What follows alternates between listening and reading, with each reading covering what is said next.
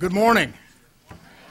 Welcome and thank you for being here today. I'm Ken Yancey, the CEO of SCORE, Counselors to America's Small Businesses. Small businesses are an essential part of the U.S. economy.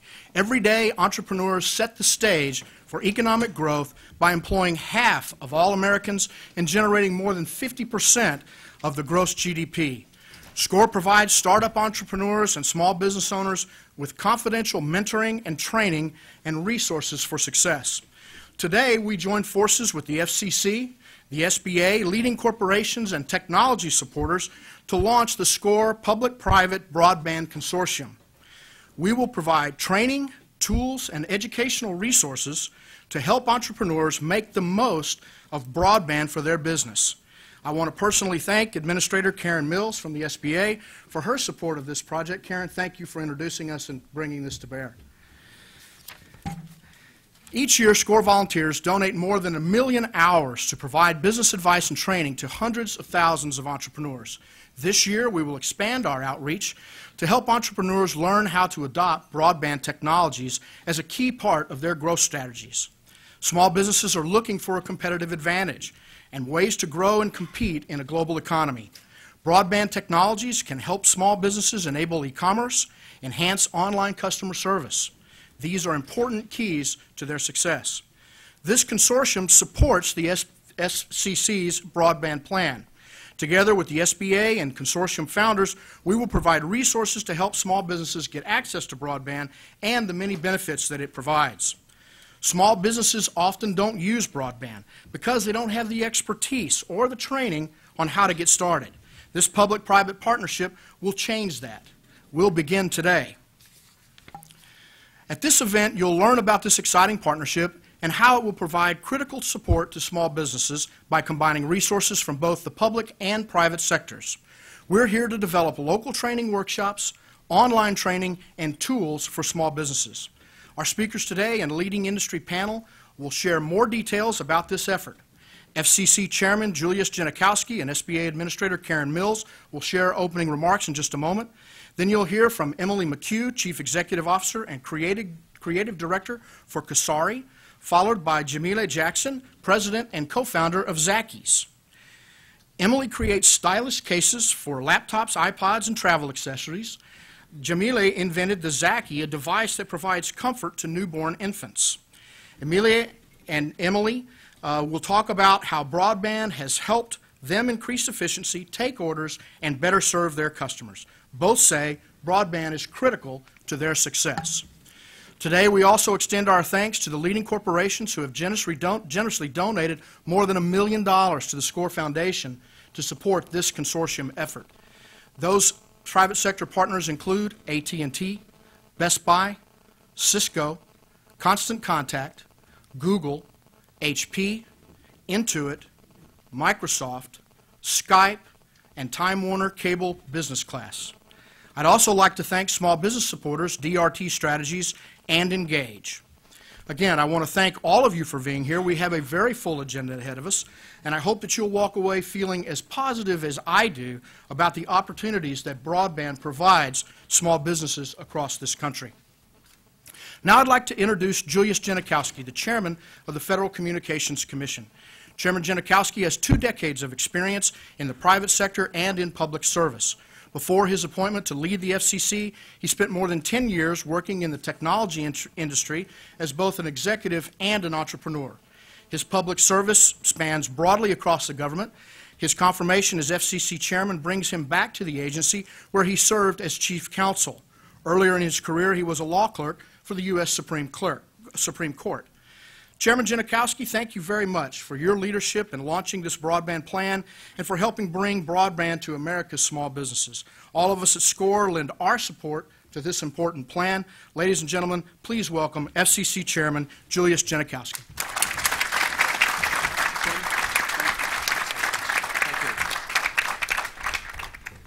Thank you very much. I am so pleased to be here as part of this important announcement on broadband and small businesses. I'm going to spend a couple of minutes talking about broadband in our country and our economic future and job creation, and a couple of minutes talking about small business and why this is such an important part of our national broadband plan. But first, there are a number of people I want to acknowledge and thank. Karen Mills, doing such an extraordinary job running the Small Business Administration, and you've been such a great partner in these efforts. Ken Yancey, what I've learned about SCORE in this process has really impressed me.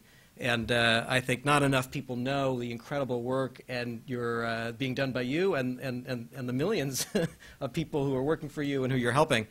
At the FCC, Blair Levin is here. Blair led our efforts to develop our national broadband plan, did an extraordinary job developing a strategy for the country. Nick Maynard is here, who worked very hard on these small business issues along with Dave Voorhis. Tom Reed, who runs our Office of Communications and Business Opportunities at the FCC, focuses and will continue to focus on these issues. Roger Goldblatt helped us organize today. I thank you all for your work on the broadband plan and specifically for putting together the partnership that we're announcing today. So broadband, high-speed internet, why do we care? Why should we care? First of all, the most recent study that I saw that gets me most worried about the future of our country if we stand still was a study that ranked 40 industrial companies on their innovative capacity and their global competitiveness. And it ranked the U.S. 6th. And you could argue whether that's good enough. It's not good enough for me. It's better than some of the broadband rankings globally that show us as 16th or 17th. This looked at a few different metrics, and so some of the other metrics pulled up the broadband metric. But here's the second part of the study. The study looked at those 40 countries and measured the rate of change of innovative capacity. And it ranked the U.S. 40th out of 40. And what it tells us is the rest of the world is not standing still when it comes to its broadband infrastructure. It understands that a modern, world-class broadband infrastructure is the platform for economic activity, for new businesses, for expansion of existing businesses, also for solving essential problems like education and healthcare and energy. And it tells us that if we stand still, we're at real risk in making sure that we have a 21st century platform for economic growth, job creation. And so when we read things, as we did in the New York Times a couple of weeks ago about the first American company to send its chief technology officer to work out of China instead of Silicon Valley because they thought that's where the innovation is happening, that should worry us. And there's no single more important thing we can do as a country to make sure that the U.S. is in the 21st century what it was in the 20th century, the world's leader in innovation. There's no more important thing we can do than making sure we have a broadband infrastructure that's available to all Americans wherever they live around the country. And that broadband infrastructure doesn't leave small businesses behind. Because one of the things we saw as we put together our plan is that not only is the U.S. lagging globally, but certain communities in the U.S. are lagging further than others. Low-income Americans, rural Americans, seniors, etc. But we also saw that small businesses are lagging compared to where they need to be to meet the potential of small businesses to generate jobs in the United States, to contribute to economic activity. We saw that there are problems with access, and we saw that there are problems with training and understanding of the benefits of broadband to small businesses. We saw that the benefits of broadband are enormous. We'll hear a little bit about this later today. But simply put, broadband can do two things for small businesses. Help small businesses expand their markets, get more revenue, by reaching more people in more places. And second, by lowering costs, taking advantage of efficient tools that are available on the internet, in the cloud. And this is, to take our engine of economic growth in our country, our small businesses, and to know we have a formula that can help them increase their markets and lower their costs. Of course, that's going to result in more job creation. And it's why we have to take this so seriously. We've heard this through our process from many people. There's a local company called Cake Love. Great story. I'll tell it very briefly. This is a company that makes cakes and cupcakes. And in the small business, in these last few years, built its first store and expanded from no stores to, I believe, 7 stores. From 1 employee to, call it 50. And when I asked the person who ran this, Warren Brown, how did you do it? He said, well, it's all about broadband. And I said, what do you mean? He said, it's not that complicated. Today, if you want to succeed with the business, you have to go to where the customers are. The customers are online. The customers are on their mobile broadband phones. That's where I have to reach people to make sure they know about what I'm doing. And my recipes are pretty good.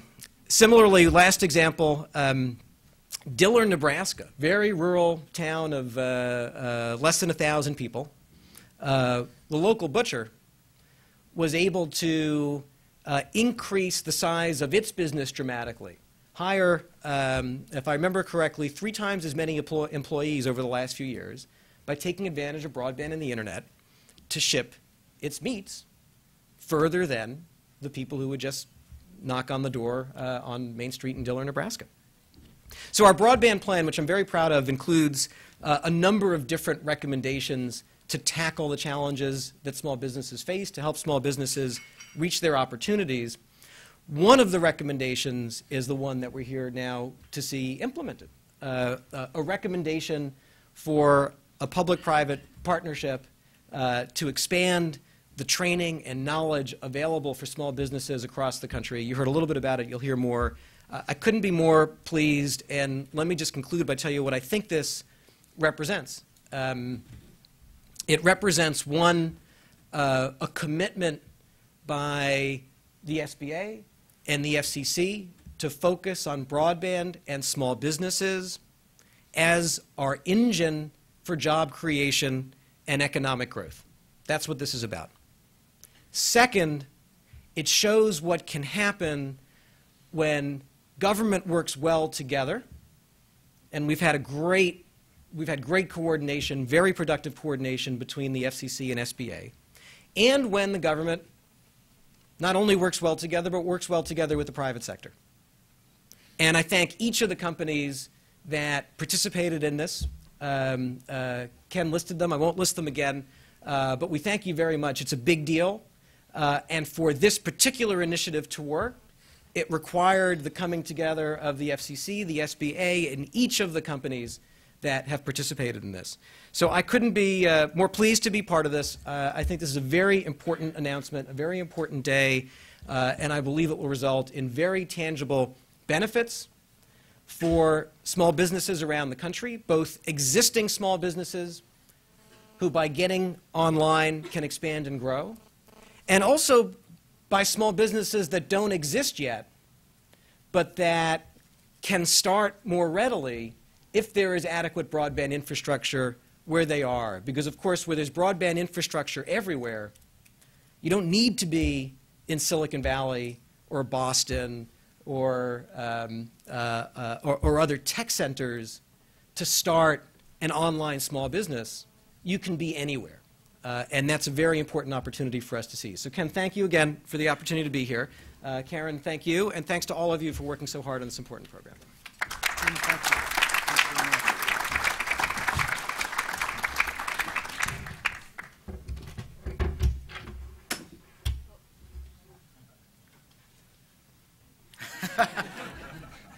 A quick change in hardware. Mr. Chairman, thank you very much for all you did to make this possible, and your leadership and your great team, and we're very excited to be a part of it. As many of you know, SCORE has been a resource partner with the U.S. Small Business Administration since 1964. The SBA Administrator, Karen Mills, has been a tremendous supporter of SCORE, and it's my pleasure now to introduce her to this group. Administrator Mills leads the SBA in helping entrepreneurs and small businesses secure financing, get training, technical assistance, and gain access to federal contracts. The SBA also plays a leading role in disaster recovery. Since 1983, Karen has been active and successful small business investor, owner, and manager. She has walked the walk. She has distinguished herself as a passionate advocate for small business policy that encourages innovation, economic development, and job creation. Nicely done. Karen, thank you. And I'm not going to touch it, just in case. Karen, thank you very much for your support of SCORE, for your support of this initiative, and to help us create a more competitive small business sector of our economy. Ladies and gentlemen, the Administrator of the SBA, Karen Mills.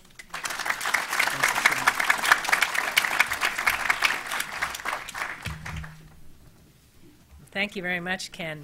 And thank you to Julius. He's great partners, really great partners. So we're celebrating that as well today. And in that spirit, maybe I can ask all of the folks here from the SBA to stand up and give a wave, and maybe all the folks from the FCC that Julius mentioned, so you can see the team that put this together. Penny, I see you there, so you got to stand up, wave a lot. Come on, there's a lot of you here. All my guys.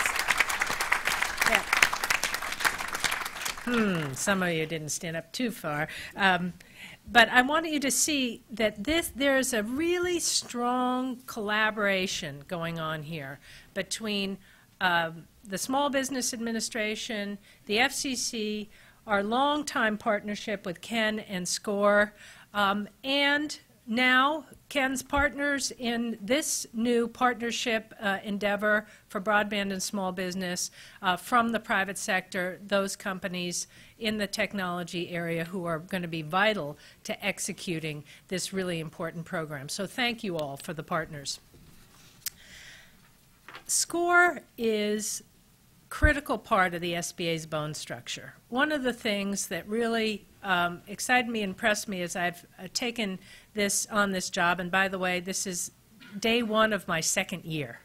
So a year ago yesterday was my first day on the job. And one of the things that we're looking forward to is taking this bone structure that is out there.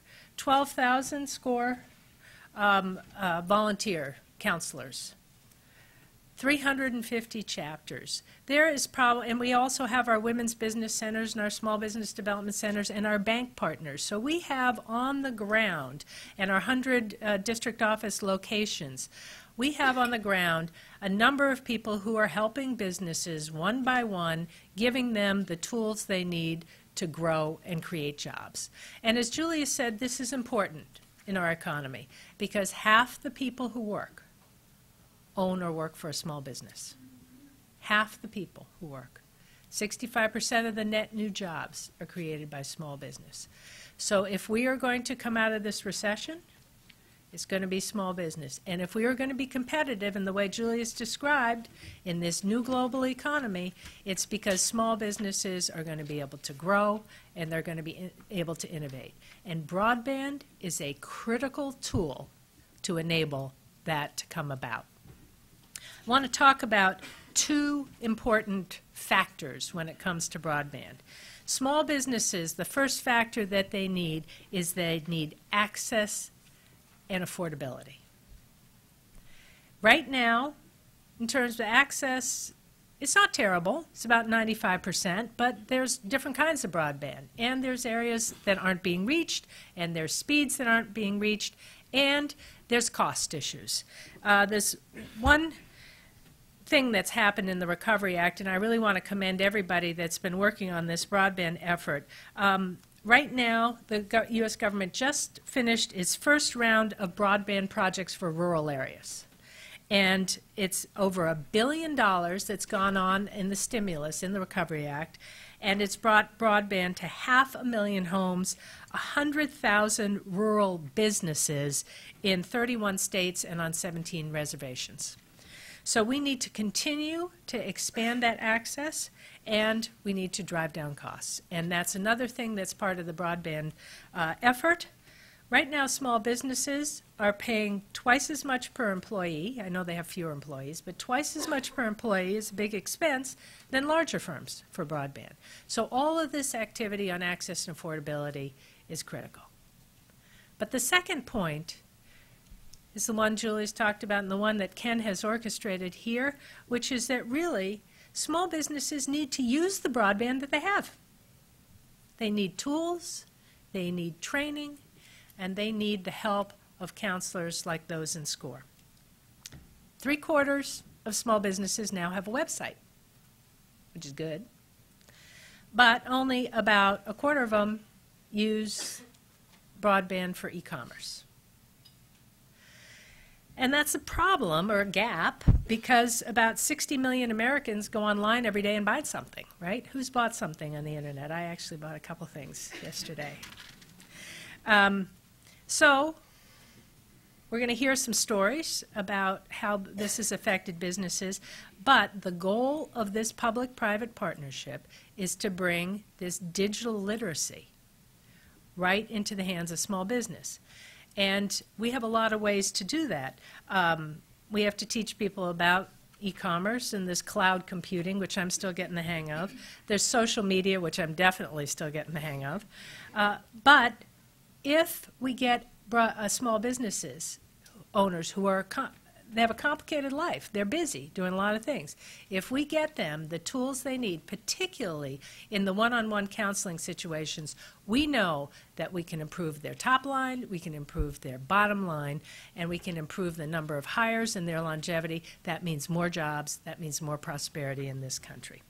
So we are going to, in this partnership, help equip the SCORE mentors with the training and the workshops that they need, and they're going to go out and they're going to work with small businesses one-on-one. I want to just tell you how excited I am to see 2 of the small businesses here. They're going to tell you their story, but this is duplicated over and over again. And when I go out and I travel around the country, this is what makes my job so great. I hear somebody say, because of our loans, you saved my business. Because they got a government contract, their business grew and they hired people.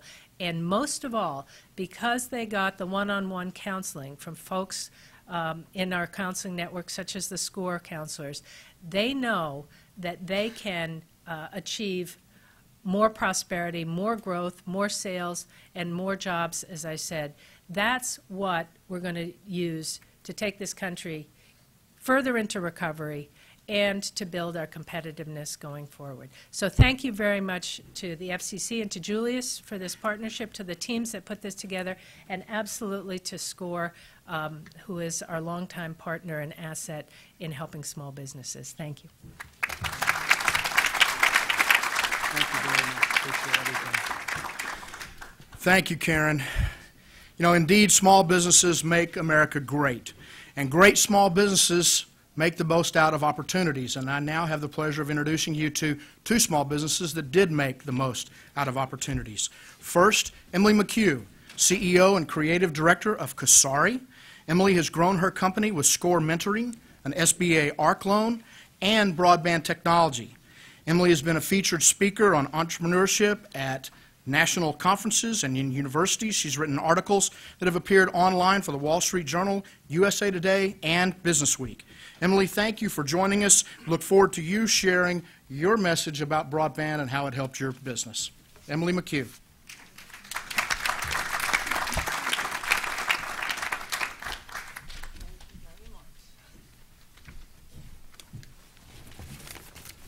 Thank you, Ken, for your very kind introduction.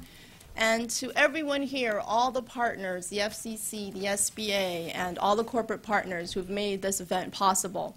It's definitely an honor to be here and to have this forum where we can actually communicate the small businesses with the decision makers. And I would like to thank God for the opportunity to live in a country where we can still pursue our dreams despite the challenges. So, contrary to news reports out there, I'd like to say that we are not in an economic downturn. Instead, what we have is a downturn in access to the tools necessary to take advantage of economic opportunity. There's a pent-up opportunity, actually. And so access to capital, access to technology are both critical as lubricants for the economic engine. And SCORE and the SBA are a key link in the access points to those resources. So I have a long history with SCORE. Actually, when I first started my business, it was a class project at Columbia Business School, and I didn't know what to do. So I ended up at a SCORE office, and my counselors were pretty much a de facto board of advisors. And they informed me about the microloan program, and that's how we got our first seed capital. And now, that was when I started in New Jersey. Now that I moved my business to Florida, we interact with my current SCORE counselor, who is a former internet executive, and he's helping us with our online marketing strategy. We also interact with other SBA partners, such as the SBDC, the Small Business Development Center, who through them, we learned about the ARC loan. Now, the ARC loan is a part of the Recovery Act program, and it's an interest-free, 5-year repayment loan. It's like the best loan terms you could have. And it really has been very crucial for our business. It arrived at a very important time, and when we really needed it. And it definitely has helped to save our business, I can say that. But we need more money. We need actually 10 times the value of the ARC loan. To go after multi-million-dollar opportunities, you need a lot more capital. So we're encouraging more programs like that. We're also an 8A certified company, also with the SBA, which allows access to government contracts. And most recently, the SBA's ombudsman, the National Ombudsman Office, who travels around the country to talk with small businesses, came to Florida and gave us the opportunity to present a proposal on our suggestions and how programs could be improved and what we actually need as small businesses. And I'm happy to say that we got responses to all of the proposals that we made. So it's a wonderful interaction. Now, let's talk about the internet. The value of the internet to small business. Frankly, it's useless. Why? Well, without access, it is of no value. You can't get online, and dial-up does not count. Dial-up is not access, okay? It's all about speed. And in order to be efficient and productive, we have to get online. Our whole business depends on an online connection. If I'm not online, I'm not in business. So, as a matter of fact, I went to broadband.gov and did the connectivity test, download, upload, latency, and jitter. And at my office, the rates were twice as fast as at my home. But I work twice as much at home than at my office. So that's an issue. So we need someone to come to Fort Pierce, Florida, and help out our neighborhood with our connection. So in essence, we need broadband access to communicate, email, Skype. Skype is critical for us. We communicate with our international partners, with our suppliers, with our customers.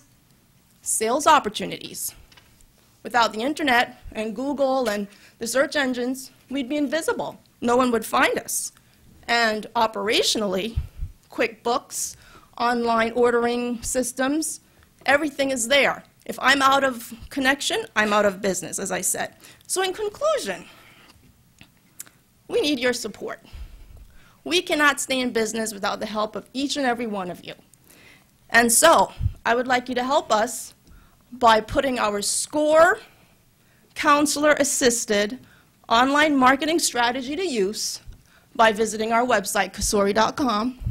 Mother's Day is coming up, and we have some beautiful totes and stylish laptop bags. Give mom something she can use and will like while helping your small business. And it's not just my business. It's all small businesses. We need your support because when we grow, we create jobs for your sons and daughters out there who are looking for work. And when you help us, you help yourself. So, thank you, God bless, and see you online.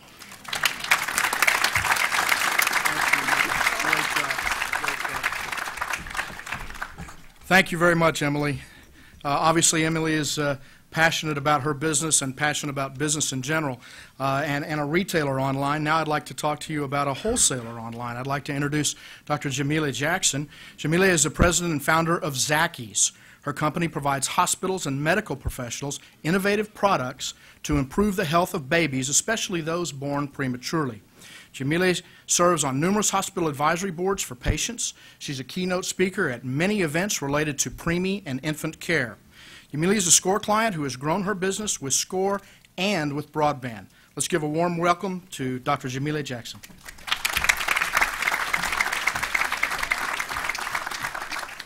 Thank you. Well, the best thing about Internet is that I was invited to this event on the Internet. So I'm one of the beneficiaries of that. I want to take you to a quick 3-minute or so journey of what I've been. I have a PhD in engineering, and I was working in engineering and construction project management consulting and training, which was my company called Ringston Consulting. And when I graduated, I got pregnant. And when I got pregnant, I was really, really happy. It was my first pregnancy. And I had preeclampsia at the 28 weeks, which 40 weeks is a whole pregnancy. And to save my life, my son had to be born. So he was very, very sick. If things were not bad enough, we had a flood in Houston that nobody predicted, and it shut down the hospital where we were. So my son was 2 pounds, 4 ounces, with no incubator to keep him warm, no ventilator to help him breathe. And I held him skin to skin to get him warm, but he was very, very sick, and because of this, he was in the hospital for 155 nights. So having a degree in ergonomics and human factors engineering, I studied about human interaction with their environment and with the people around. So I was looking at what is that I can do to help my son be comfortable in the environment that he was. The nurses taught me that my hands would be very, very beneficial because they like the touch, they like the boundaries, and the baby needed to feel me because it's the best thing after the womb that I can provide for him. So that was when I am Colombian. So my family is around the world. My mom is from Lebanon. So everybody wanted to know about my son. How was he doing? How was I doing? What was the progress? And I didn't have the time because I was in the hospital for at least 10 hours a day. And at night, I had to do all the chores that I had to do at home, grocery shopping and everything else, keep the house running. And so I made what I called my first blog, probably the first blog ever. I used front page website to application to do a website where I would keep everybody informed of what was happening. So it not only helped me not having to repeat the story so many times, it helped people reach me. So it was not just a one-way interaction, which is what I really liked. I needed all the support that we can get. During the flood, I made a promise to help babies and change my life, just if these babies survived. And so I did. I brought my baby home, and I wanted to help babies. And I had made the little glove, because I had the shape of my hand, to live with Zachary. I could see in the monitors how it helped, and the nurses saw how it helped the babies, because I would sleep with it and leave it with him. It helped me, which nobody could measure that, to leave my son at night. Leaving a baby in a NICU, in a neonatal intensive care unit, after giving birth, not going home with the baby is very, very difficult. So when I was brainstorming with my family and my friends and online, getting information, what can I do to help? It was a call from a nurse that said, those little gloves that you made for Zachary, would it be possible for you to make it for the rest of the unit? Well, that's when I said, that's what it is. I'm going to help the babies be closer to their mothers, heal them, and provide nurturing to them. I started a 3-year process doing research where I had a sick baby at home, so I couldn't go to the library. I couldn't go look at, reach for what was available in terms of research. This is business in babies, and my business was in construction, so totally different. So the internet allowed me to learn, allowed me to reach for people that otherwise I wouldn't be able to reach. When I finished my research to do the Zaki, which is this little, very simple item where you can put it on the chest and get the scent of the mom and the dad, because we want moms to be recognized. The baby recognizes the scent of mom, and then we want the babies to learn the scent of dad. There was a crossroad where, do I give the idea to somebody to develop it in marketing, or do I do it myself? And because of the knowledge that I had on the internet, I said, I think I can do it. So, having the crazy schedule that I had, having a sick baby at home, very luckily, I have to say, he's very healthy. He's in 2nd grade, all A's, and he's watching me. So the internet allows me first of all, to be able to do it. It's not that it not only allows me to be more competitive, it just allows me to participate in having my own business and be successful. We have, for example, clients in 45 different countries. We help people in the military, for example, or people that are working, leave the scent with the babies, so when they return, they are not, the baby's not scared when they're being held by their own parent. Babies, they do much better when they have the parents around. So what the internet has done to me is, for example, with SCORE. SCORE helped me through the transition from going from a goods organization, a service organization to a goods organization, from working in construction to working in the health industry. And they continue to help me, and but it's not just enough that I have the best technology, that I have videos to show, that I have e-commerce, that I have social media, that I have all these things that I can have, or that I have, if there is nobody at the other end to receive it. If I have mothers that have babies that can't sleep and they can't have access to the internet, they probably can't be helped. Part of what I do is educate the moms, and without them having that access, then I can't help them. So I always say a fool with a tool is still a fool.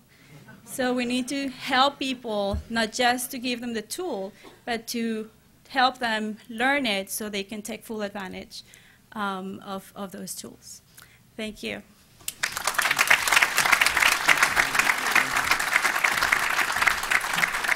Thank you, Jamili.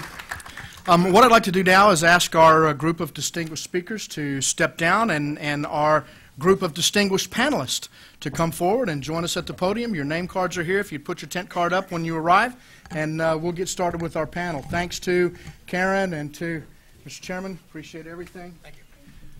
And to our small business owners, who are really examples of how broadband can make a difference in the lives of a small business owner and in those that need their products.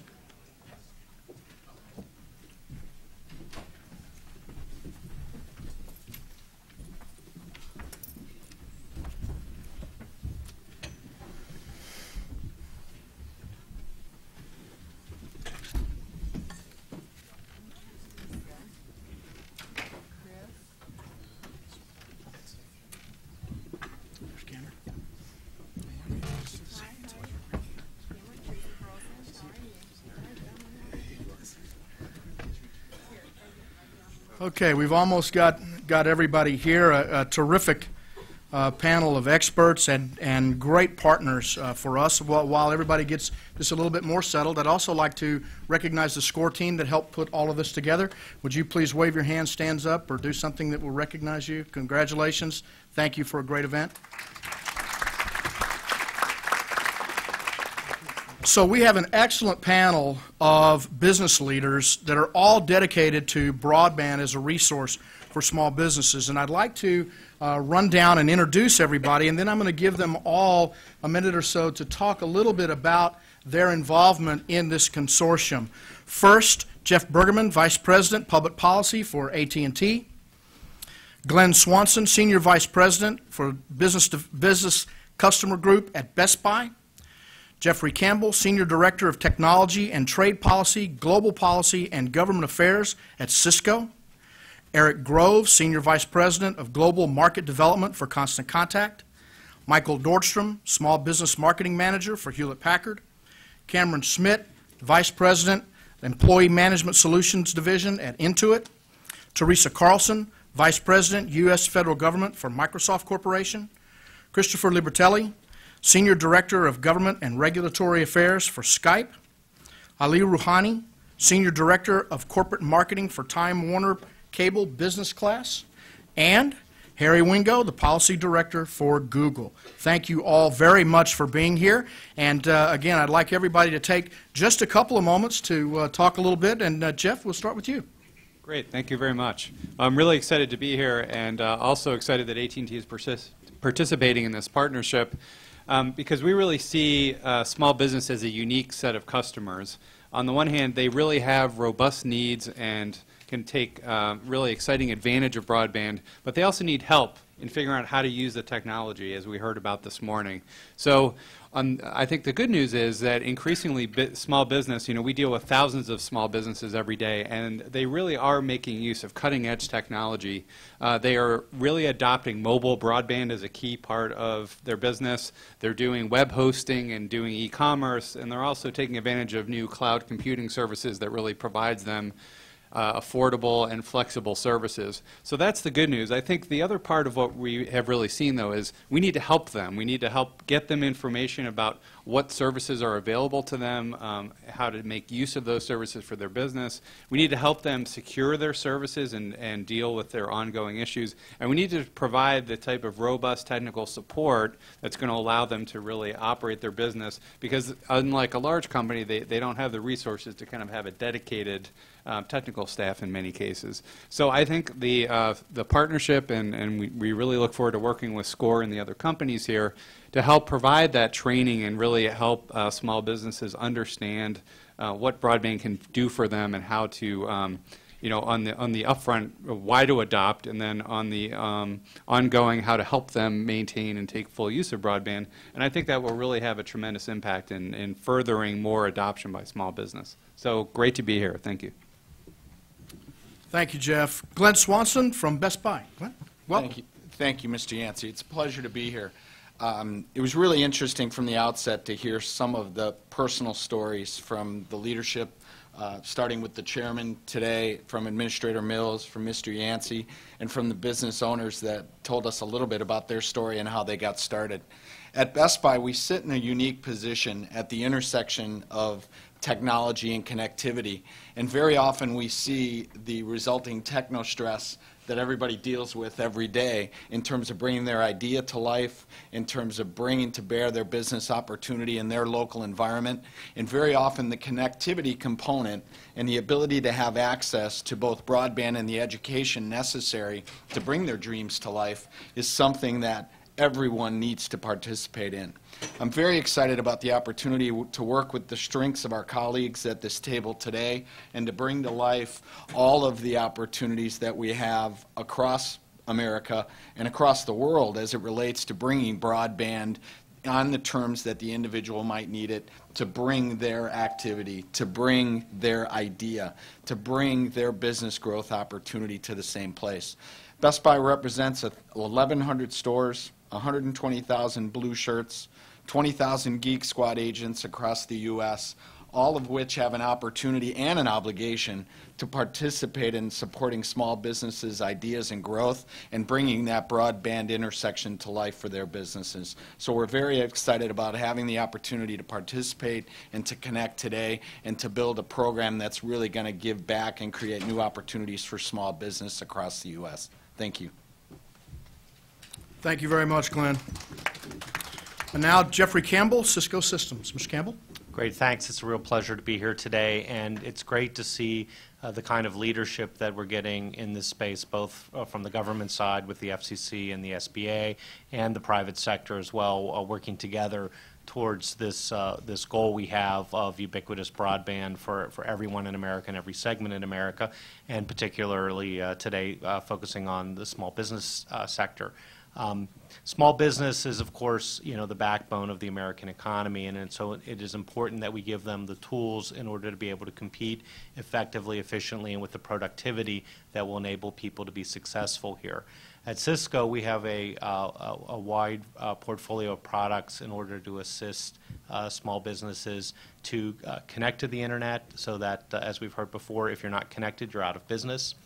To secure those connections and those operations, because it's a dangerous world out there today, and it's important that businesses with their vital and confidential information are capable of securing their own networks, and then using those networks to communicate with others inside and outside of their operations in order to make their businesses operate better. We have a wide variety of partners around the country and around the world who interact locally with small businesses in order to bring these solutions to people.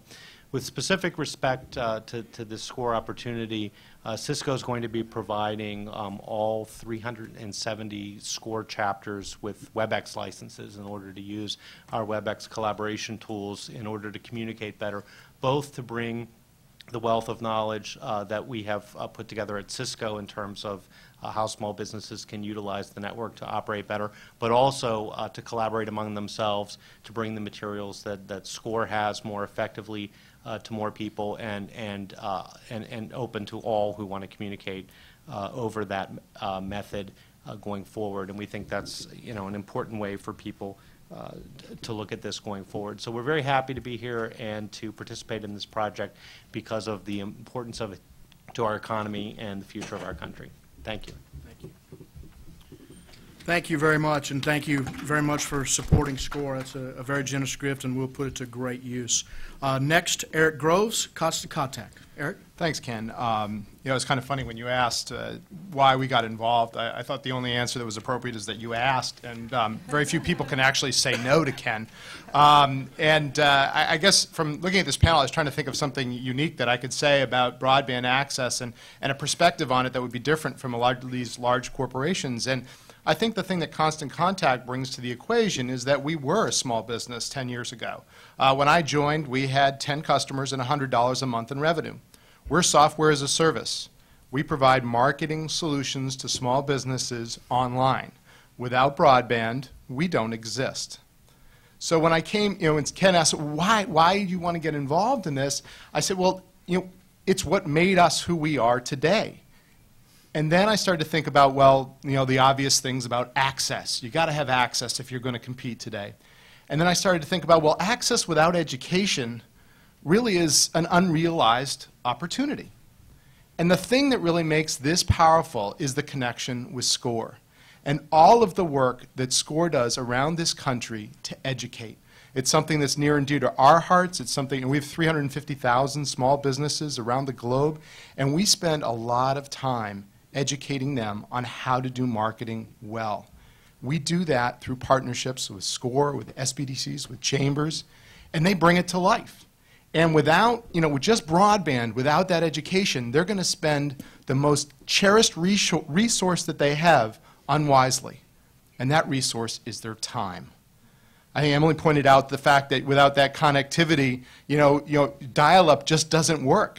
It's all about time and being efficient. So, Ken, that's why we're excited to be a part of this. That's why Constant Contact exists today. And we're just thrilled to be here today. Thanks. Thank you, Eric. Michael Nordstrom, HP. Michael? Thank you, Ken.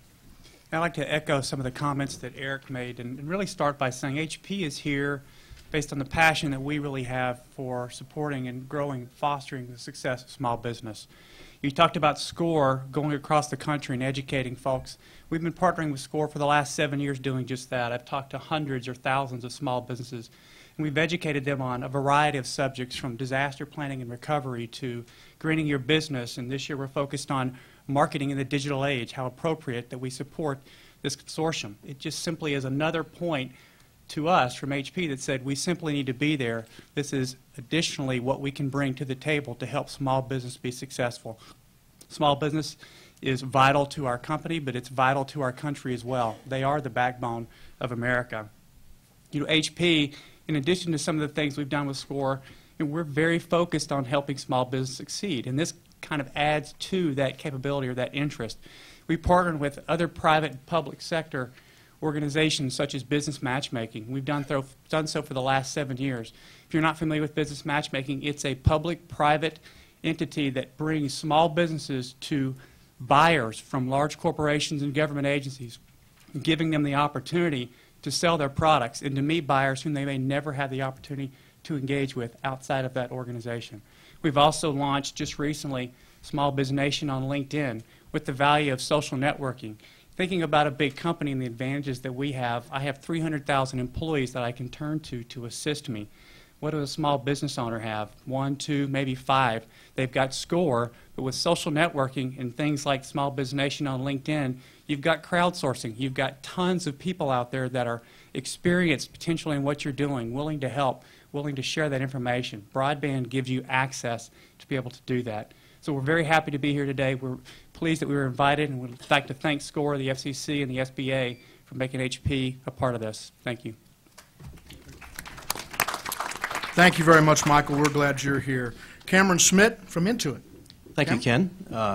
Intuit is proud to join the FCC, the SBA, SCORE, and all these wonderful leading companies in driving this crucial small business growth initiative. And from our perspective, it is all about growth. As we've heard, the expansion of access and adoption of broadband is going to spur the creation of new small businesses. It's going to enable the creation of applications that are going to help existing small businesses make money, save money, and grow. This effort really aligns very tightly with Intuit's mission, which for the last 26 years has been very simple. We want to change the financial lives of people so profoundly that they cannot imagine doing things the way they did before. And this effort is going to enable that. We've heard from almost everyone that small businesses are the backbone or the engine of our economy, and if that's the case, then Intuit is part of the fuel. Companies using Intuit products like QuickBooks produce about 1/5 of the nation's gross domestic product and employ about 50% of all those in the private sector. So this effort is going to help us help small businesses. That's what we're all about. And whatever we can do to help, we're going to do. So we're really genuinely pleased to be here. Thank you, Cameron. We're pleased you're here as well. And now, Teresa Carlson, Microsoft Corporation. Good Thanks morning, for being Ken. here. Thank you so much. Thank you, Chairman Genachowski and Administrator Mills. What a wonderful day this is. I sat here and watched these two amazing, brilliant women talk about their business. And you know, why is Microsoft here today? Well, the whole company was really built around small businesses. When Bill Gates started the company, one of the things he started with was always saying access to everyone. You know, his vision in the beginning was, you know, a laptop or a desktop, you know, back in the day. And of course, that's changed and how we built the connections. And today we have over 300,000 partners worldwide and 100,000 in the United States, and most of those are actually small businesses. You know, 6,500 of those have small business certifications where we train small businesses on how they can actually go out and work with the small business to build the tools through Microsoft to grow that. And those connections that are just made every day through the small business community, I can tell you from running our federal practice, my best partners truly are the small ones. They bring ideas to me. They push me every day to think out of the box. I love my very large partners as well, but it's the small ones that are, you know, constantly really challenging us to do things different and in a better way. Microsoft could not be more thrilled to be part of this partnership because we've worked with the FCC and the SBA for a very long time. And building broadband and bringing it to communities matter. I myself am from a very small community in Kentucky, and that's a farming community, and things have changed a lot. The economy, how jobs have moved internationally. We need to get tools and access to our rural communities and areas that help develop new skill sets. When we provide that broadband to the communities, it gives them access immediately to tools like cloud services. Constant Contacts reminded me of my first technology job. It was the tool I used of choice for getting to my customers. And, you know, again, a cloud-based tool, good access, that's what we need to provide. And I love the, you know, no tool is good without the training, and you need to provide that training. Microsoft is going to provide all of our tools and access to all that to SCORE, along with cash donation and software, but that's nothing unless we really get out there to help and push to get these tools proliferated throughout all of our communities. So thank you to SCORE, SBA, and FCC for doing this, and Microsoft is delighted, Ken, to be part of this partnership. Thank you. Thank you very much for your support, Teresa. And now, Christopher Libertelli from Skype. Thanks Ken. for being here. It's great to be here, and like all good Skype presentations, they begin with a large dose of humility. I think when I joined Skype, we had about 100 employees, and I think it was only 18 months ago that we ourselves crossed over the 500 employee mark, which typically defines a small business from a medium-sized business. So we understand the challenges of growing a business and accessing global markets. It turns out that Skype over the last few years has received a very large number of inbound inquiries from businesses trying to get more information about how to use our tool to reach markets and to connect with business partners, or if you're on the road, to stay in touch with family and friends. 35% of Skype users say they are using Skype for business purposes, and that's a very encouraging number for us. The partnership with SCORE is essential for us to get the word out so that more and more small businesses understand the productivity gains and the affordability gains associated with using the internet for a communications application such as Skype. Tomorrow, as part of Chairman Genachowski's open proceeding on open internet policies, we are going to be releasing a study from a few professors, Jayakar, Schechter, and Taylor at the University of Pennsylvania, that looks at the value of the internet to small businesses. And in the communication space, what it turns out is that there's very significant value to using applications such as Skype. For example, firms with less than 5 employees spend approximately $83 per employee on communications tools. Firms with 5 to 9 employees spend $50 per employee, and firms with 100 to 499 employees spend $21 per employee on communication services such as long distance and local telephony. So what you see is as businesses get larger, they spend less per employee on communication services. What Skype allows a small business to do is to lower that cost even if you're a 5-person shop.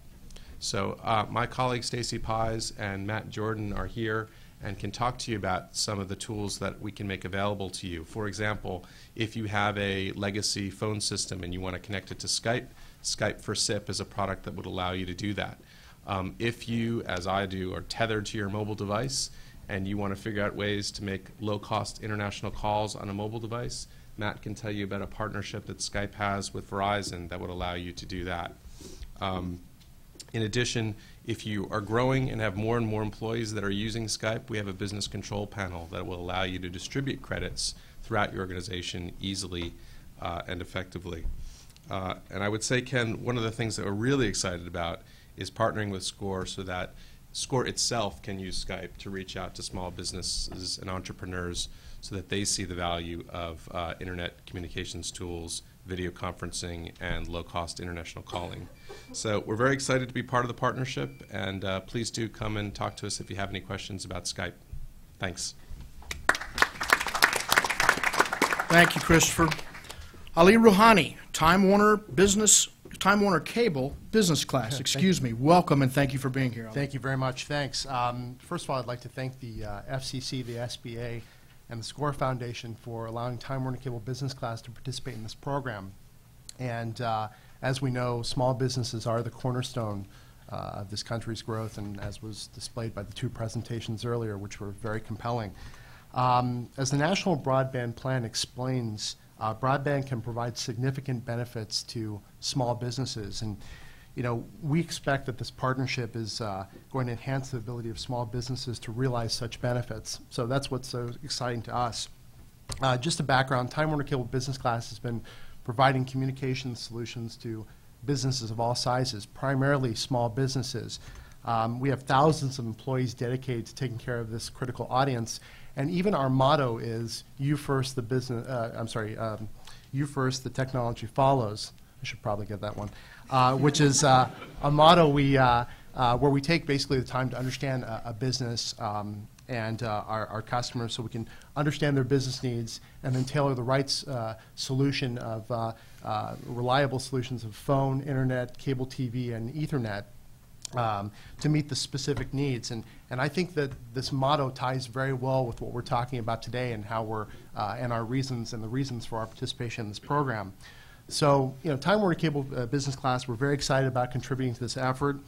And, I think this will help to drive even more success in this very important small business segment. Thank you.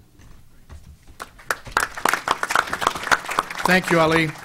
And last but certainly not least, Harry Wingo from Google. Harry, thanks for being here. Thank you, Ken. I'd like to thank all of SCORE and each of you for your time and your attention to this important issue. And I'm very excited to be here. Google is proud to be a partner with SCORE.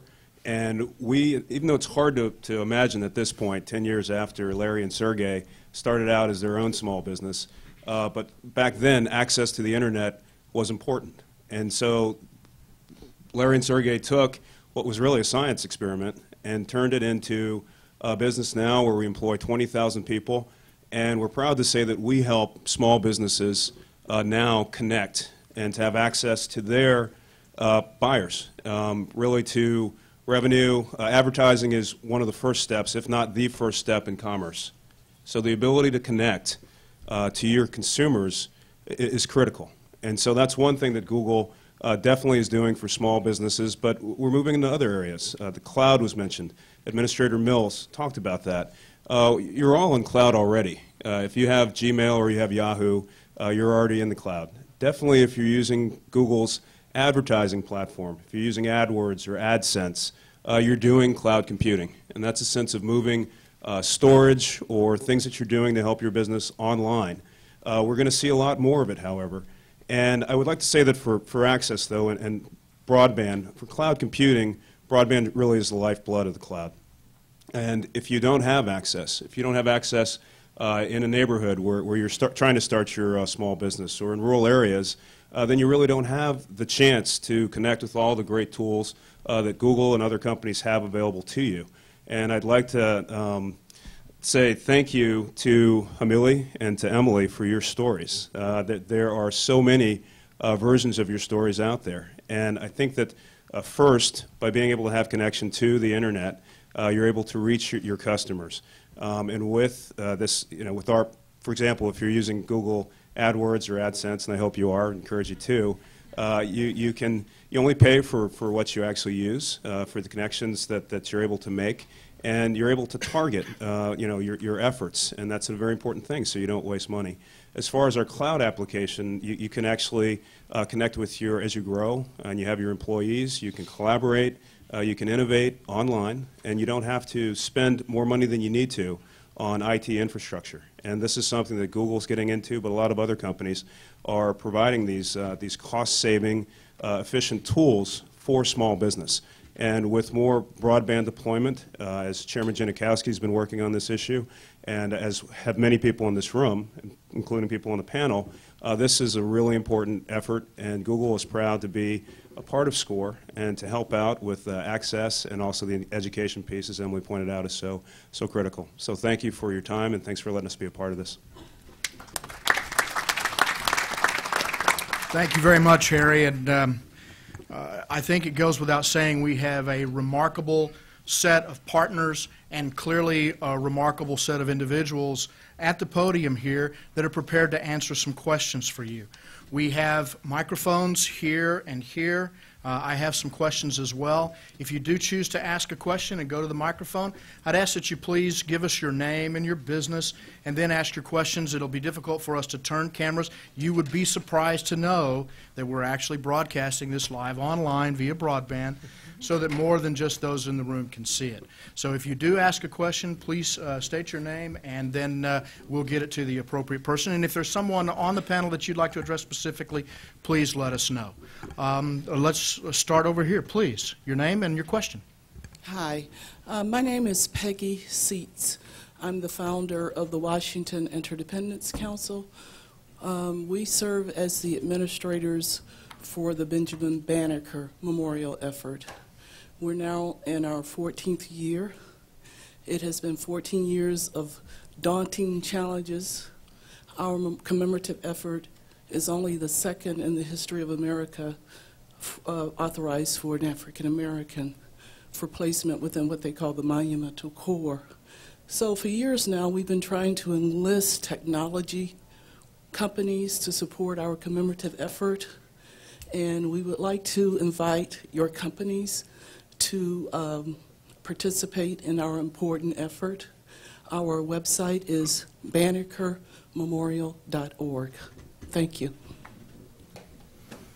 Thank you. And our next question. Yes, ma'am. Good morning, ladies and gentlemen. My name is Rosemary Segero. My company is called Segero's International Group. Our focus business is coffee, tea, and cocoa.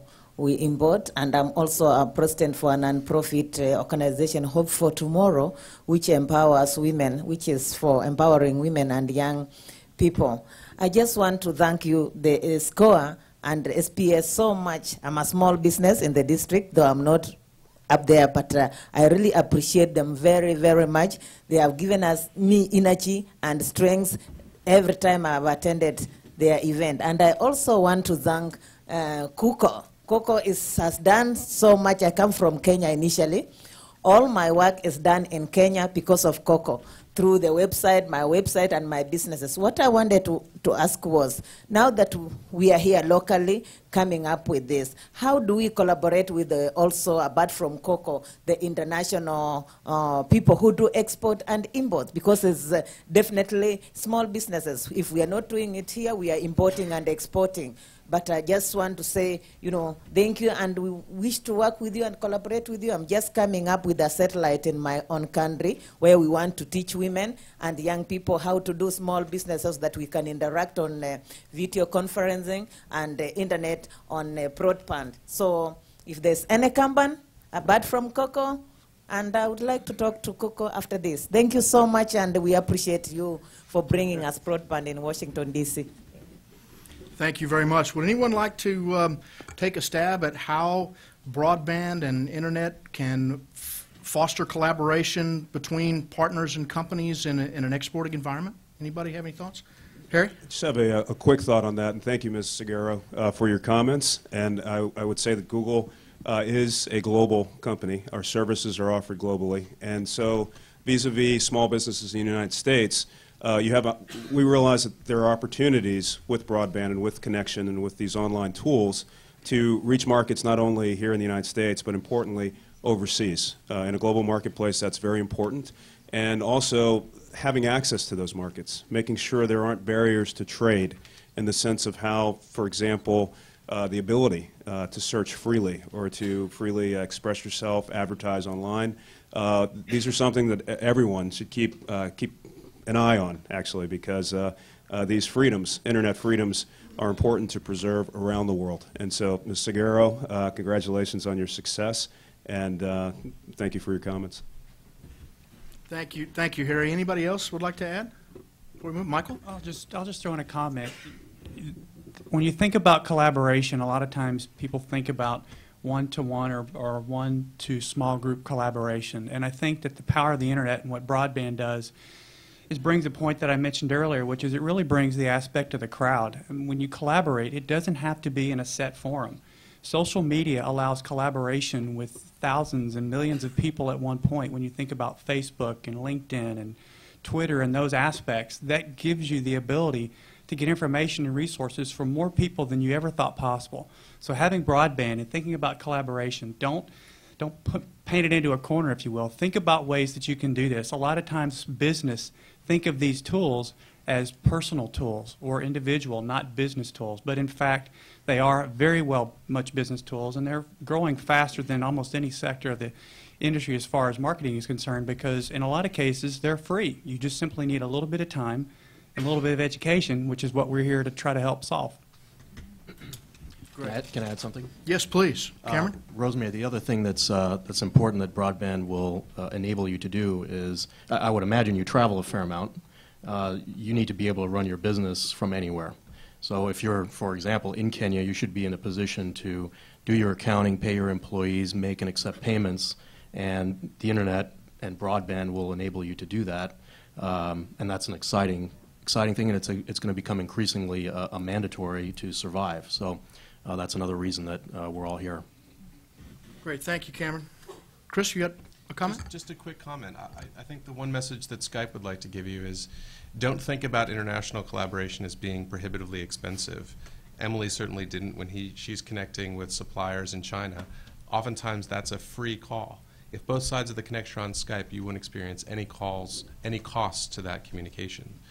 If one side of the connection is not on Skype, there are very affordable rates that you can have to call from here back to Africa or any other part of the country. So I think there's an implicit assumption in some businesses that to collaborate internationally is expensive. It's not. You know, the administration has a goal of doubling the amount of export-led growth in this country in 4 years. You can be part of that, and part of being part of that is using tools like Skype to reach out to foreign markets. Excellent. A question here, sir. Your name? Yes, my name is Mark Wallace. I'm a senior vice president from Cipher Communications. We've been in business since 2001.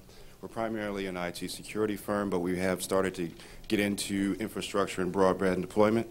I wanted to know today, we've talked a lot about the collaboration between SCORE, FCC, and the SBA, bringing more small businesses to the broadband platform. But have you also thought about small businesses like ourselves who are deploying broadband platforms for instance, the Metropolitan Police Department? We deployed the broadband infrastructure for the surveillance cameras for the inauguration of the 44th president.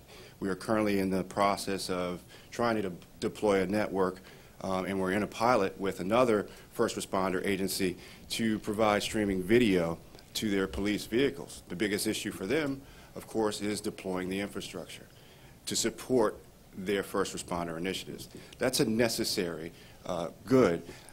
I wanted to know if in the SCORE partnership or in this partnership in total you thought about some of the small businesses that are out there designing, deploying, and pushing this broadband initiatives prior to its publication, a month or so ago, and how we may collaborate. That's an excellent question, and I'll take it and then pass it around for anybody else.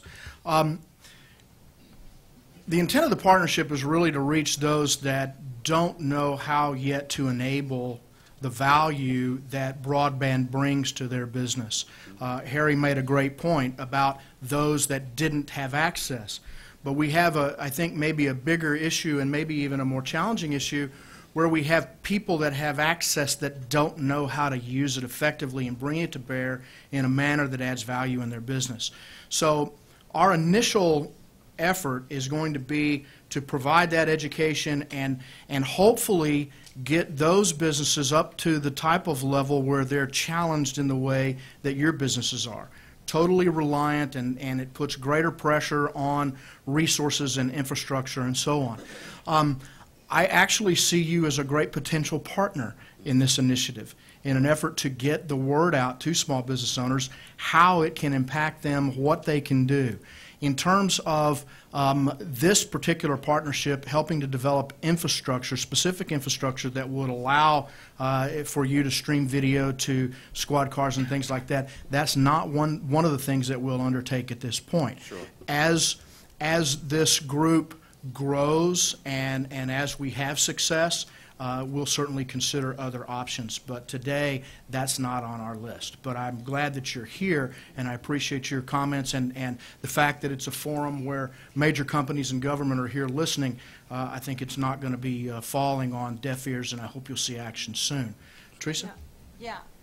Thank you very much. I think that's, you remind me a lot of some of the partners we have where, that provided tools and solutions for the Super Bowl, the RNC and the DNC, very secure areas needed, work that's been done in Haiti and disaster areas. And I would tell you that I think there's connections you can make, and there's lots of tools out there for companies like you that want to develop secure solutions that are appropriate for government or first responders. So you can connect with us, but also through the broadband access, I think there's cloud-based tools that you could work to develop the infrastructure on that would really help this partnership and get other small businesses really moving. So there's definitely things that could be done today, and especially in the space you're in, which government, it needs more jobs, more individuals like you developing secure solutions out there that are really appropriate for government and first responders. Thank you. Thank you.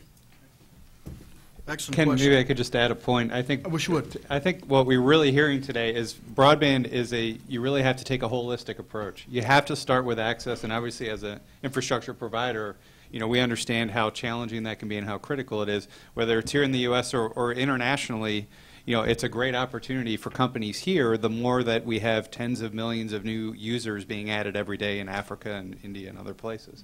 But then you've also you have to get as many people connected as possible in as many different segments, whether it's seniors or children or small businesses, and we need to get as many people connected. So broadband is only as effective as what you do with it. So I think this has been a great discussion to show the range of challenges and ways we need to approach broadband. Thank you. Yes, sir. Yes, sir. My name is Len Dyson. I'm the president of Multimedia Training Institute. We are a not-for-profit organization, and we work with high school youth in video production, entrepreneurship, web development. We have our own TV studio here. As a not-for-profit, we'll be in touch with all of you corporations up there for some help, and also all of you here that want to work with young people. But my question is, how will SCORE work with small businesses? Are the financial institutions ready for this? Do they fully understand broadband and making resources available to small businesses? Because I know SCORE helps with business plans and packaging. So what is the financial institutions ready to do at this point, and how do you make this attractive to them for small businesses? It's a very good question. SCORE will deploy education and knowledge and information around the use of broadband in a couple of different ways. One, and probably most important, is what we do face-to-face through our 13,000 volunteers and 370 offices across the country. We're going to create, with the help of this great consortium, tools and materials that our volunteers can actually use on the ground when they're dealing with small business owners, talking to them about formation, talking to them about challenge, and how broadband can impact that and help them be more successful and achieve their goals in a much faster manner. We'll also deliver the tools via partnership with many of the companies here. Not only is SCORE seeing small business owners on a regular basis, all of these companies are as well.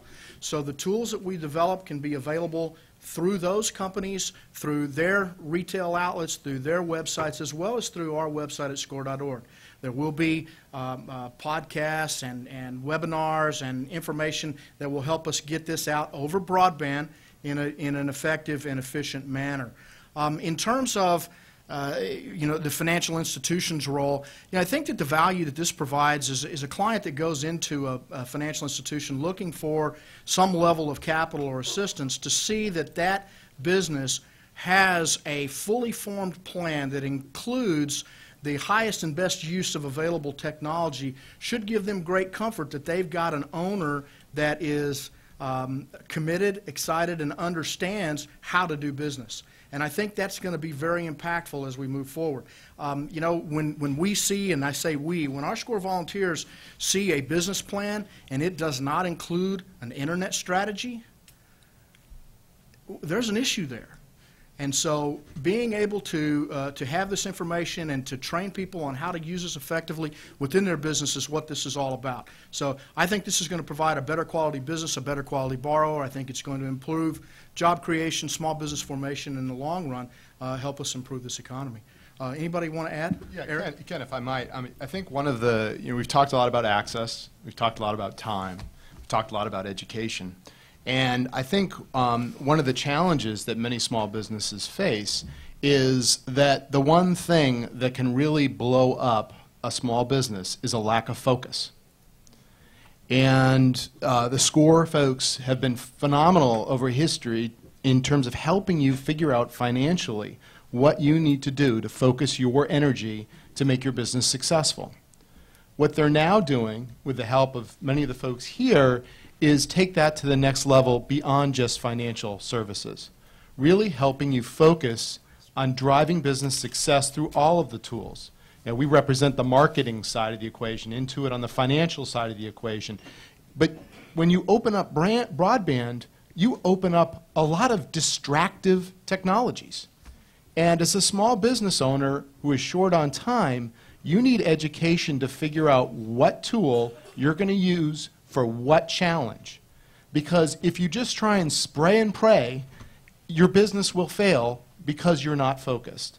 And I think a lot of the educational tools that we're developing and basically distributing through our partnerships with SCORE and other folks are all about helping you focus, take advantage of all of the great things that are out there without you getting completely distracted by all the things out there that could suck your time dry and be totally ineffective for your business. Thank you. Thank you. And the gentleman with the big smile on his face needs your card. He's Dr. Devin Jopp. He's our Chief Operating Officer. We might be able to use some of your youth as we develop opportunities to deploy this material. Thank you. A question over here. And the people that are up to ask questions, these are going to be the last questions that we take. So please. Good morning. Kimberly Marcus, Executive Director for Public Policy, Government Relations, and Telecommunications for Reverend Jackson's Rainbow Push Coalition.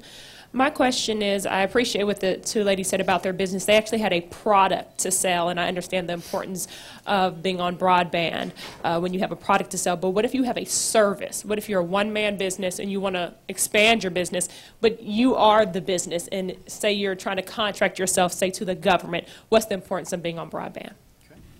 Who would like to take that? Anybody? I'll jump in. Harry and then Michael. Yeah, I would jump in, Kimberly, and thanks for your question. It's very important to be on. In fact, services, it depends, of course, on what type of business you have, but again, your customers will also be online. And there are so many tools for connection, for delivering your services, whatever they may be. And even if you're just a one-person shop, I think the same things apply as for both making the connection initially through advertising, but also you can use cloud tools. You can have the same efficiencies, not having having access anywhere you are. And in fact, you could interact with your customers over all the tools, whether it's Skype or YouTube. But there's so many ways to use the internet now that I would say it definitely applies in that case as well. Mike? I'm going to go back to Old Faithful and talk about social media, right? I mean, what's one of the most important things that a small business owner can do? It's network. And how can you network best, most effectively, most efficiently with the most amount of people? And that's through social media. So that's one aspect that you have to think about. The other aspect is how can your business take advantage of that to differentiate yourself through those services that you may offer. And again, an example might be communicating with your customers and having them follow you and keep giving them updates through Twitter or things like that. The other piece is how are those companies going to find your business? It may be a service, but you still have to have customers to offer that service to. So think about your website and search engines such as Google and taking advantage of those capabilities so that that customer can in fact find you, because not every customer is going to be one that you find. Hopefully many of them find you directly, and those capabilities with the internet just makes it all that much easier, and again, in a lot of cases it's free. And the one thing I'd add to that, Kimberly, is just because you're by yourself doesn't mean that you don't have a great community out there, which is what social media is all about. You're tapping into them and getting them working for you by spreading your brand and your reputation throughout their networks. Jeffrey? And the last thing I would just add on this that's critical is that it's expected by the customers. I mean, you know, at almost every level, no matter who you're selling your services to, whether it's consumers, other businesses, government, or whatnot, people are doing business and interacting online and communicating that way. And so if you're going to be successful, even in a service business, you're going to have to be able to interface with the customers the way the customers want to be interfaced with, not the way that you may choose to. And it's just essential at this point. Great. Tracy, you add something quickly? I did. I was just going to tell you, make sure, because you're doing a service, you want to make sure you're doing blogs, do that crowdsourcing. You know, use Facebook and Twitter. Don't just use one method to get your message out. You've got to use numerous methods, and you've got to find other groups that are going to push that message out, you know, for you. So you want to use a variety of types of social media. You know, you can even do placements on Bing Maps. You can take your business, your message, get it on a map, tweet it out, put it on Facebook, invite people in to your message, place videos, and then you can see who's sort of searching on you, who's finding you. And I completely agree. You've got to use different methods. It can't just be one, but use social media. It's the way, especially in the service you're providing, it's important to get your key messages out there and find the individuals that want to hear those messages from you. Great. Question here, please. Yes, my name is Jessica Durkin, and I'm a media policy fellow at New America Foundation. But I'm also I started a blog that tracks online community news startups. I come from a journalism background. I used to be a print journalist when there were jobs there. And so I started to track these online startups around the country, and I have a pretty nice list of them. There are about 100 plus, and I'm studying them right now. And but my question is, well, first of all, I have a comment about broadband and how the importance of it being affordable, widespread, and consistently fast. And that's especially crucial to these online news startups. You know, these neighborhood hyperlocal blogs or hyperlocal whatever. A lot of, and that leads me to my next comment or question for you, is that, you know, what can SCORE and a lot of these technology companies do for these one-man operations or one-person operations to help? You know, they're not making any money. You know, the model is still being, we're still looking for the model to make a little bit of cash, but. You know, I know a lot of the discussion is about products and customers in the traditional sense, but this is a different product and customer we're talking about, with a lot of different needs and a different commodity and everything. Who would like to field that? Well, there are two things. Cameron, please. First of all, you mentioned that I can't see you, so yeah, right. hi over there. The first thing is you mentioned a lot of these companies are one-man, one-lady shows, and that's a situation where the broadband and the productivity that is enabled is crucial. It's actually even more important that the one person who is running a business, and generally is literally running from task to task, gets put into a position to turn some of the drudgery into delight and to make some of the tasks more simple so that they can focus on actually growing the business.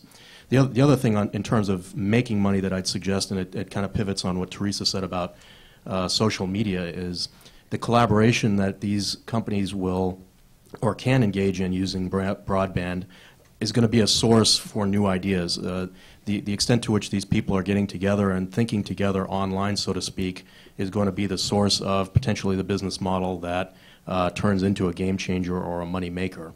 So the collaboration and the interaction in that space among like-minded, passionate people is pretty important, and broadband can enable that. You know, one thing that hasn't been touched on for the solo type of small business is really mobility is critical for them, because you have your office is wherever you are, and you need to have everything with you. So I think we are seeing a tremendous uptake in mobile broadband as being the lifeline for really the solo type of small businesses. Jessica, I'd add one other thought too. I mean, in addition, I agree with all that was said. But I'd point out, as you're doing advertising, and if you're putting out as a solo business in the space that you're talking about, if you're doing the right thing and having success, you'll start to have people coming to your site and looking at it. And at Google, just last year, I think we paid out over $5 billion, you know, for businesses of all sizes. But $5 billion in shared revenues for AdSense, for example. thousands of those were small businesses. We have an example with AskTheBuilder.com. So there's columnist Tim Carter, and he has an online site about home improvement. And his site, he saw a jump in revenue, for ad hits of about 400% once he switched over to using us. And I think they're averaging about $1,400 per day. So there's a way for small businesses to turn that advantage of the internet in your favor as well. I'd also say on the point of cloud computing, that goes along with, as a former journalist, you know that the media is changing. You have to tap into it.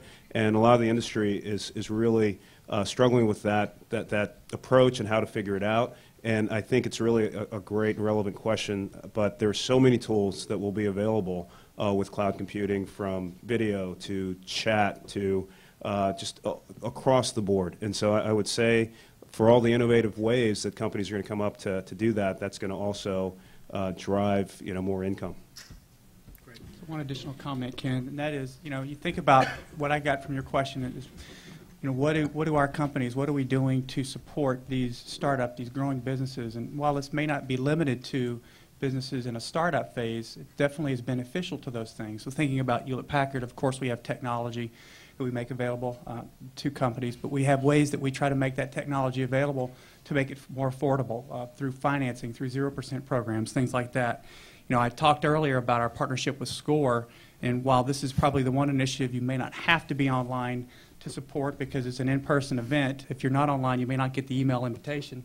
But we travel around the country and we work with a lot of startups, quite honestly, and help educate them on things that they can do to get their business going. And as I mentioned earlier, we'll hit 10 cities this year, and we'll talk about digital marketing and how knowing your customer is relevant and how you can do things to understand and better know your customer, so that in fact, as you get focused to the point that Eric made, you know exactly where your target's going to be.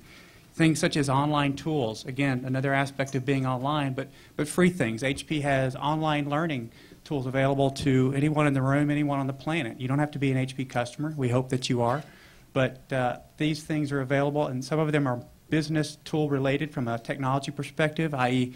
how to do better with Microsoft Excel or Word or things like that. Some of them are more business related and less technology, such as how to best practices in networking and things like that. So those aspects are out there. Online forums that we provide. I mentioned social networking and our fact that we launched last week, Small Biz Nation, again, using the crowd to get that information. Don't think you have to do those things alone. Business templates, right? I mean, talk about marketing. Not all marketing is online. A lot of it is.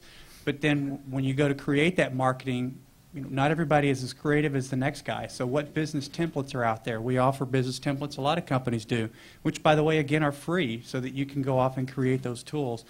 And then the final piece that I would say is, again, is leveraging SCORE in that partnership, not only through the relationship in this joint venture here on broadband, but in the other activities that we're doing through supporting the SCORE Foundation. We're putting e-guides. We've got white papers out there on a variety of subjects to help, whether it's startup or not, understand not only how to use technology, but just general best practices around business and going to market. Great. Ken, Ali, I just want to say one more thing about what he said on. It is really important, these tools, basic tools like Office, Word, Excel, you can use those on the internet live, or you can use them on your client, on your laptop or desktop. But while you're using those, I just want to really emphasize security. I don't care if you're small or large, you still really need to learn about security and ensure that your business is safe. So there's a lot more detail on that. You can go to Microsoft.com, so the other companies have information on that as well, /security. But just make sure that you really educate yourself on securing all your contacts and your business information as well. Great. Ali, you have a comment? Yeah, I was just going to say that Time Warner Cable Business Class, I mean, we deal with many businesses, many very small businesses. And I think what's also important is that as you look at the providers you're working with, ensure that, like what we're doing is coming in and actually building a solution that's specific to your needs. That's one of the things that we like to do, is come in and ensure that we're giving you the services that you actually need, as opposed to the ones that you don't. Okay. Harry, and then with the next question. Teresa just made me think of a very important point. Absolutely agree. Security is so important, and particularly if you're a small business, those are big investments you're making in the computers that you do buy, for your employees. And so At Google, we are putting out tools, actual services that go along with our cloud computing things.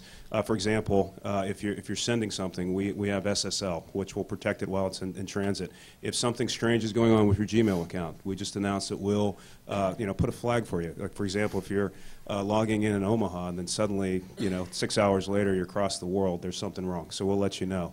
But also for cloud security, that is a discussion that's going on. As I mentioned, a lot of you are already in the cloud.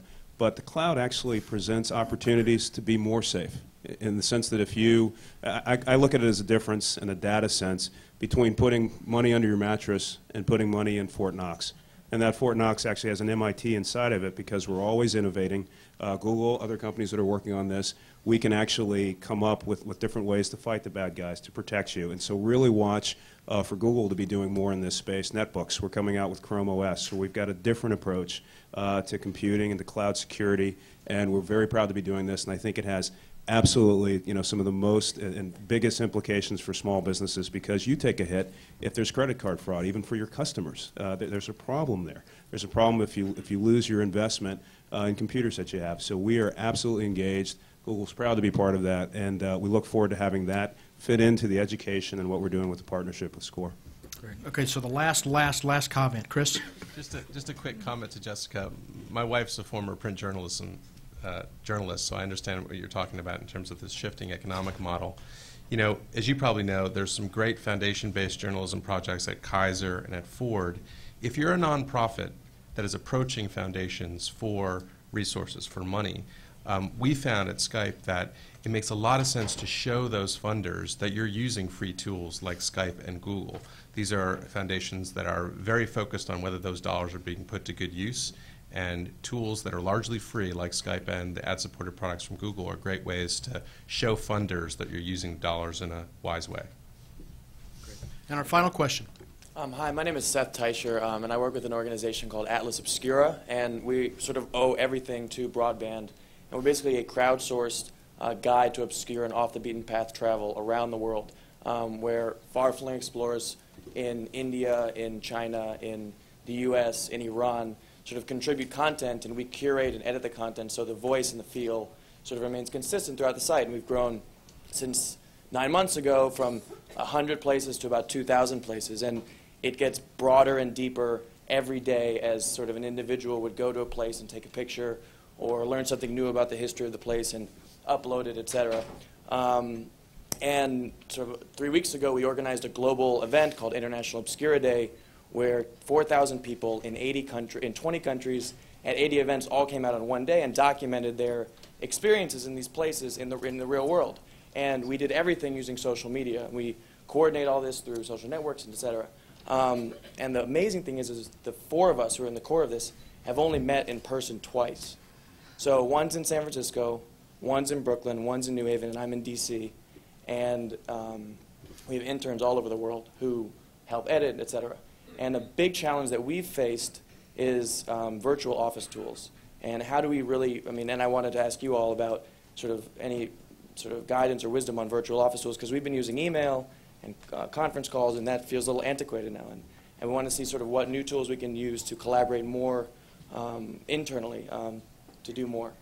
Okay. Yeah, we only have a couple of seconds, so let's hit them. Terry? Okay. Congratulations. You're doing great stuff that actually underscores the power of the Internet globally. Google Apps. Google Apps, Google Apps.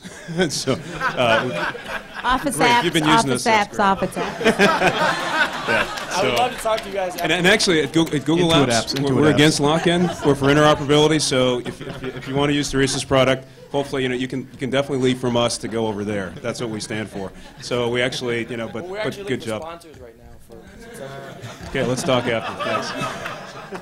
Okay, it's time for this side of the table now. Michael, do you have anything to Just add? say my part, Ken. Oh, I beg your pardon. Yeah, I'll jump in. HP has products as well, of course. We've got HP Virtual Rooms, which is a product out there for collaboration similar to our friends from Cisco with WebEx. But we've also got a product called Skyroom, which is a high-definition video conferencing solution. So it really allows you not only to collaborate, but to get a good visual on the other end of the screen. So not only, a lot of times with video conferencing, what you find is the camera speed, it's not as visual as you would want it to be. So with Skyroom, not only do you see that, but you can share images on the other side, meaning you can actually show me something and I can see the definition and detail of that if that's appropriate for that to happen. So Skyrim is certainly an option to investigate. Great. So I think, let me just say one other thing. Truly, no matter, you do need to use those tools. So, I mean, it's important that you use those tools, whatever you choose. And, of course, Google wants you to use theirs. We want you to use theirs, HP, Intuit. But, you know, you use them is the important thing. But the other thing I was going to tell you, you should look into really interesting tools that are out there that could help your business grow more. Doing things like with mapping and overlays of really interesting geographies, as well as there's tools out there like PhotoSynth. I mean, what you're doing, that's something that came out of our R&D, but that is really, it's a free tool out there that could really make what you're doing much more interesting and vibrant. So, you know, just use them. Take advantage of those tools. That's the most important thing. And I love what you're doing. I'm going to go take a look at it when I get back to the office. It sounds exciting. Come chat if you want to hear more. So I want to thank all of the panelists and all of the companies that make up this. One more, I beg your pardon. One more last question. Actually, I just have a comment. My name is Gail Livingstone, and the name of my company is ASB Consulting. I'm a newly established service provider offering my services in accounting and bookkeeping and capital planning and investment control to the federal government. So I just want to say thank you so much to Intuit, to Microsoft for all their tools. Without the Pro Advisor program, I would not have been able to get my QuickBooks up and running so efficiently and quickly for the tax season. Microsoft's tools, their SharePoint workspace has been a tremendous resource for me and my 2 part-time employees. My company only started January 1st of this year, and things are moving along very well, all due to utilizing all of the cloud computing and IT infrastructure work that's out there being provided by these companies. So thank you so much. Can we do a group hug after this? Yeah, with the... Can we do a group hug after this? That was awesome. Thank you. So all she needs is a SCORE mentor and a couple of other companies, and we'll have this pretty well done. Once again, I want to thank all of the panelists and all of the companies that are involved in this fantastic consortium. We are going to make a difference locally. We're going to create stronger small businesses across the country. I want you to know that all of these companies have great products and services. Outside, they have booths. If you'd like to stop by and talk to them about specifics, they'll be there until approximately 12:30. Thank you very much for investing your time with us today. Have a great afternoon.